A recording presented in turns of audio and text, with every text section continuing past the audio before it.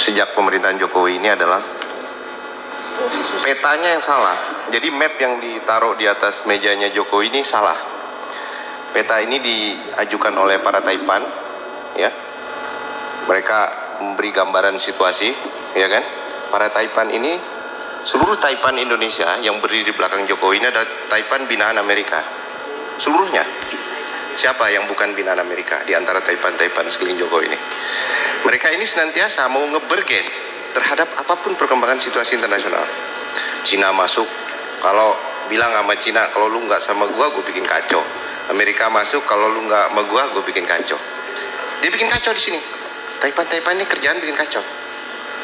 Dia mengacaukan keadaan supaya siapapun rejim berkuasa tetap bersandar sama dia. Nah, ilalah para Taipan ini sedang menghadapi masalah keuangan yang rumit. Maka tadi adalah penjarahan uang-uang jam sostek, BPJS, apa dijarah semua sama mereka nih. Taspen, jam Askes, Asabri diambil semua mereka. Mereka berusaha, mereka memakai semua sumber daya ekonomi ini. Yang tadi dibilang Bang Ihsan, sebetulnya mereka kaya itu dari BUMN-BUMN ini. TPPI aja udah jadi sampah, udah jadi bangkai, dibeli lagi yang Pertamina. Siapa yang lakukan? Bisa sampai begitu mereka sekarang ini. Nah, Taipan yang menyerahkan map kepada Jokowi karena mapnya salah, maka kelirulah semua langkah presiden ini. Ya kan? Sementara di bagian lain ada perubahan dunia yang bergerak lurus, nggak mau kompromi. Ya kan? Seluruh baper lama, Taipan kotor, penyimpan uang kotor ini semua ini hendak disingkirkan di dalam tatanan ekonomi global sekarang, karena ekonomi dunia menghadapi keadaan unbalance. Uang kotor itu sudah terlalu mendominasi dunia. Maka tahun 2015 Sri Mulyani itu menulis artikel judulnya Dirty Money and Development. Uang kotor dan pembangunan katanya. Jadi menteri dia. Kenapa dia menulis begitu? Kenapa beraninya seorang yang kemudian menjadi menteri, mantan Bank Dunia, direktur Bank Dunia, menulis uang kotor dan pembangunan? Uang kotor itu apa? Uang hasil drug, prostitusi, money laundry, kejahatan keuangan, macam-macam. Perdagangan senjata, itu kriminal semua. Narkoba mau dibawa oleh dia menjadi modal pembangunan untuk mengatasi kemiskinan. Baca, tulis saja, itu ada artikelnya Bu di media internasional, judulnya Sri Mulyani Dirty Money and Development, uang kotor dan pembangunan. Pada uang kotor dan pembangunan, itulah proposal Taipan ini ternyata. Maka begitu jadi ke sini dia menggelar tax amnesty, hendak mengampuni seluruh kejahatan keuangan dan uang-uang kotor untuk dicuci di dalam sistem Indonesia. Tax amnesty itu adalah satu kegiatan pencucian uang oleh negara, karena dia tidak mau tahu lagi asal usul uang dicuci oleh negara, jadi legal, masukin ke APP, bayar denda ke APBN, uangnya dikembalikan ke pemiliknya. Itulah proposal dia dan diterima, ya kan? Tapi ternyata yang nggak ditolak oleh internasional. Nggak mau uang masuk, katanya janji 10.000 triliun masuk, nggak mau, karena uang ini sedang dihadapkan oleh gerak lurus perubahan, namanya transparansi, ICT, automatic exchange information, dan satu lagi adanya mekanisme pertukaran informasi keuangan yang didasarkan pada pemidanaan kasus kejahatan keuangan seluruh dunia sekarang sedang berlangsung, namanya MLA, Mutual Legal Assistance. Akhirnya tanda tangani juga terpaksa oleh Jokowi 2018. Awal 2019 mulai akan dijalankan, tapi tidak dijalankan, justru mereka menjalankan tax amnesty. Karena map dari para Taipan ini tax amnesty, nanti uangnya masuk Pak. Sekarang map lagi ditambah lagi, omnibus law, map baru lagi tawarin. Padahal udah dikasih tahu bukan begini caranya. Caranya jalankan MLA, sita semua uang itu. Kan tinggal dikasih datanya Mas Wis. Sudah ditandatangani lagi. Apa yang ditandatangani Jokowi kalau bukan tentang data-data itu? Pertukaran itu yang ditandatangani Menkumham. Pertukaran informasi berbasis informasi kejahatan keuangan berbasis pemidanaan kasus kejahatan keuangan.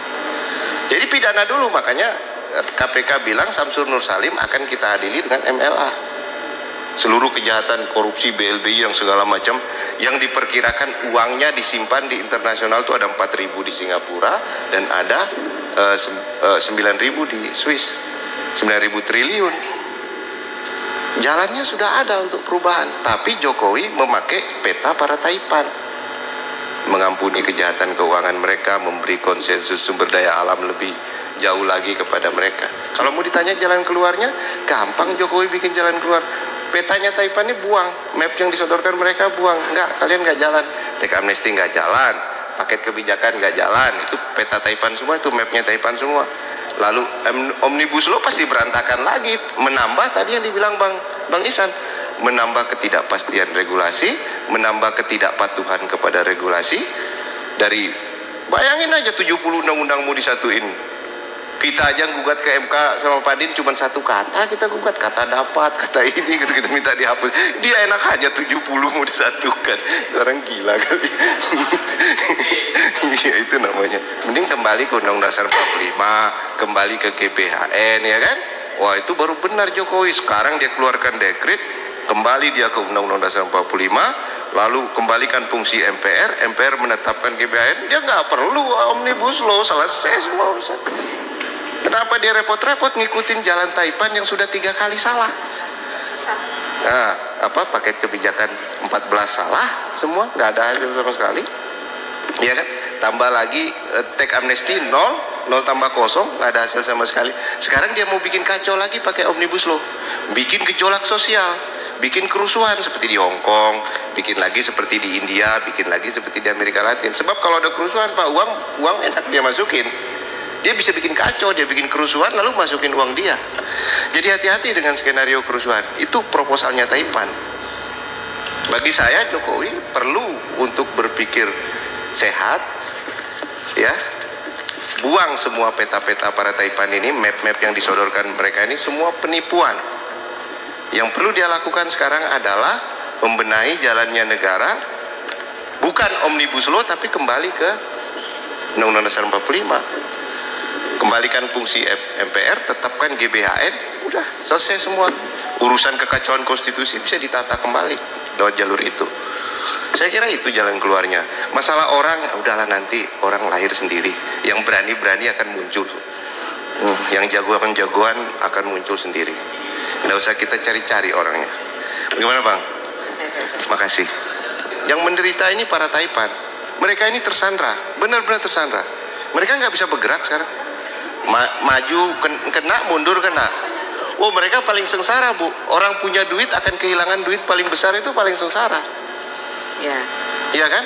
Maka sekarang misalnya ada ini kejadian virus corona. Ini akan semakin menambah tekanan bagi mereka. Rakyat biasa-biasa aja. Iya kan? Yang paling menderita sekarang di era-era pembersihan seluruh kejahatan keuangan secara internasionalnya adalah mereka, karena mereka akan kehilangan posisinya sebagai baper politik, habis, dipermalukan, bisa dipenjara, bisa dipidana, bisa diadili, bisa masuk bui. Kalau mereka semua ini masuk bui, selamat bangsa kita bisa kembalikan semua kekayaan yang digarong dari sejak pemerintahan Orde Baru sampai dengan saat ini, pakai mutual legal assistance, pertukaran informasi keuangan berbasis pemidanaan kasus kejahatan keuangan yang dilakukan selama berpuluh-puluh tahun di Indonesia. Selesai masalah. Jadi nggak usah khawatir dengan proposal ini. Jadi kita nggak perlu tidak setuju dengan proposal ini. Ini proposal yang benar. Masalah Jokowi akan selamat atau enggak, urusan dia lah. Kalau dia bagus, kembali mengabdi, kembali berpijak kepada Pancasila, kembali kepada spirit pembukaan Undang-Undang 45, insya Allah Jokowi selamat. Tapi kalau dia menyimpang terus, pakai petanya Taipan terus, ya nggak selamat. Dipermalukan nanti sama keadaan ini.